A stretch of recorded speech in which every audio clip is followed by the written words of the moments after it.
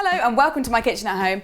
Now, one of my favourite smells in the whole world, the thing that makes me just want to dive straight in, is the smell of toasted marshmallows or singed marshmallows. Oh my goodness, if that is not one of the best smells in the world, I don't know what is. And that is one reason why s'mores are up there with one of the best desserts of all time.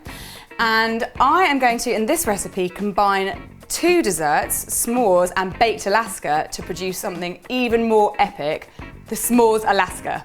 Now, I've done a few recipes inspired by s'mores over the years and you can check them out. I've got a s'mores cupcake, for example, and the link is just up there. So please go and check that out. And we regularly s'mores it up in the shop at Crumbs Doilies. And if you stick with me to the end of this video, I will be telling you how you can have the opportunity of actually eating one of these desserts with me at the Crumbs Doilies shop. So do stick around because that's super exciting. Now, s'mores, of course, are made up of a crunchy, crispy biscuit with marshmallow and chocolate inside, and it's all toasted over a bonfire. So to get the chocolatey, biscuity bit into my dessert, I'm going to be doing a chocolate brownie, but I'm jazzing it up with a crispy pretzel base in replacement of kind of biscuits. I've already greased and lined a 10-inch tin just with greaseproof paper, and I'm going to start making my pretzel base. So I've got 180 grams of just crispy salted pretzels, which I've whizzed up in the food processor until they're quite fine but still a little bit chunky. And I'm going to add 50 grams of melted butter and 100 grams, or roughly 4 tablespoons, of golden syrup. And then you just need to mix that all together until it resembles a kind of wet sand. And when it's ready, you need to dump it into your prepared tin and give it a really good press down. And I'm actually going to be using the bottom of a smaller square tin so that I can really get it packed in.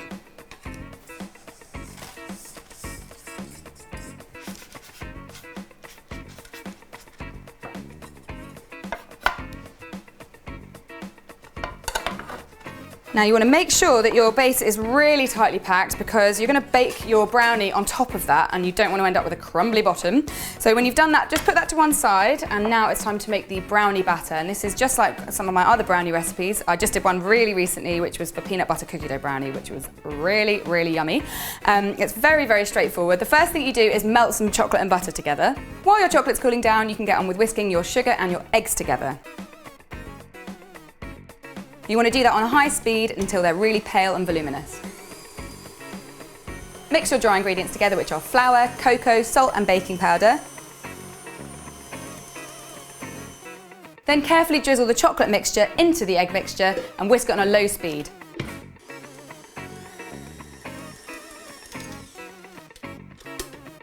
And then you can put your dry ingredients into the main mixture and fold it to combine it.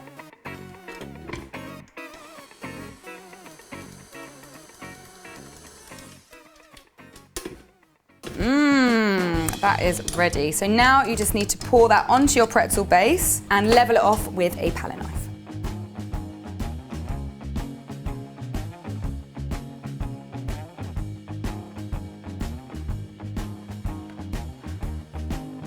And once that's level, you can bake that at 160 degrees C for 20 to 25 minutes, and you want to make sure that the middle of it is not quite set.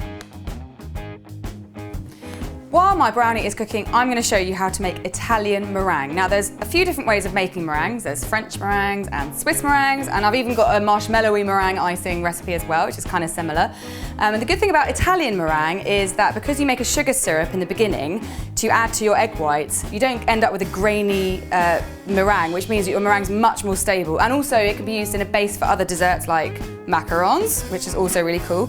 So to start with, I'm going to make my sugar syrup. So I've got 320 grams of caster sugar, and I'm sprinkling over the top of that 100 millilitres of water. And I'm going to take that over to the hob where I'll make my sugar syrup. Now I'm going to heat this over a low-medium heat until it reaches 110 degrees C. So I've got my trusty thermometer here.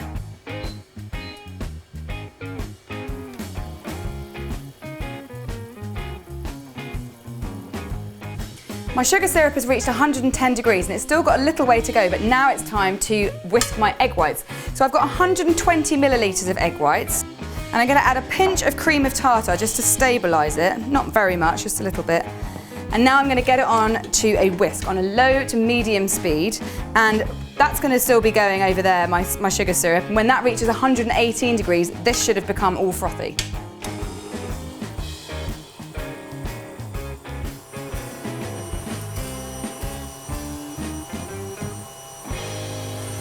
this has reached 118 degrees and I need to get this into here, but very, very carefully because I don't want it to splurt everywhere. So the tip to doing this is to drizzle it down the side of the bowl so it doesn't hit the whisk. As you're pouring it, make sure it's a nice steady stream. Don't kind of chuck it all in, otherwise it's going to be very, very dangerous. Right, that's all my sugar syrup in.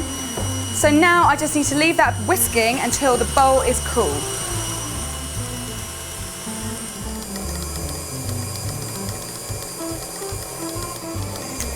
Yep, it's almost there. So I'm just going to give it a little bit of flavour by adding a pinch of salt and half a teaspoon of vanilla extract.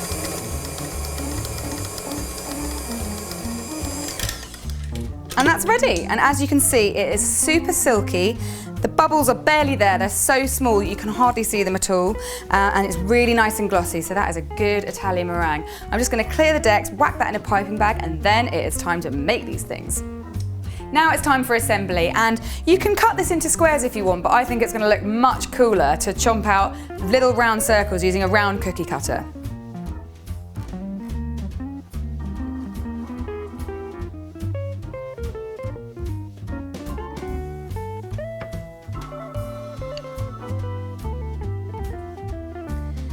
So they already look pretty cool, but obviously baked Alaskas traditionally have ice cream in it, and I absolutely love making ice cream. I've got a really good vanilla ice cream recipe if you want to check that out. And once you have a really good base recipe, you can kind of mix it up and you make your own flavours up. And I've made some digestive biscuit flavoured ice cream because obviously s'mores have biscuit in them, traditionally graham crackers, but I don't have access to those, so I've got digestives. And I'm going to scoop out nice little domes to put on my brownie bases. And obviously ice cream melts pretty quickly, so it's time to get on with the next bit, which is to cover it in a beehive of lovely Italian meringue.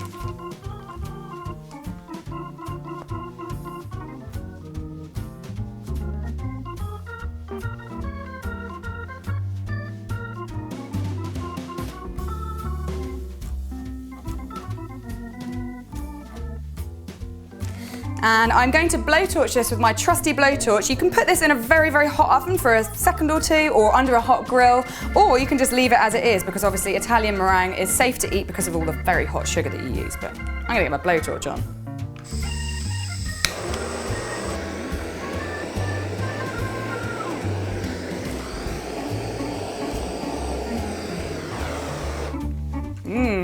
Now I'm going to finish off with a drizzle of chocolate.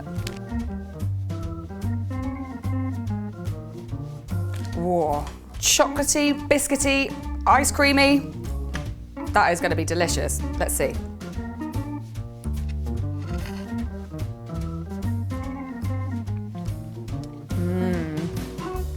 Ooh, that is right up my street. It's got all the things a dessert should have, like super cold ice cream, slightly still warm torched meringue, and really fudgy brownie with a bit of crunch to it. That is yummy. Now, I mentioned at the beginning of this video that there was a little announcement at the end, and thank you very much for sticking around for the announcement. It's now time to reveal how you guys can get your mitts around one of these. We at Crumbs and Doilies obviously sell lots of lovely cakes and cupcakes, but what we don't do, what we've always kind of wanted to do, is a bit more like desserty things where we sort of make stuff to order. On Monday the 18th at 4 till 7 o'clock at the Crumbs and Doilies shop in Soho, we will be serving this very pudding. Well, I mean, not this very pudding because it's already melting, but we're going to be making you a special s'mores Alaska. And you can come and get it. We're going to have limited availability, so it's first come, first serve. So between 4 and 7, make sure you come nice and early, and I'll be there with the team, the Crumbs and Doilies team, making these for you guys. And I really hope you come because we're super excited. See you there, hopefully.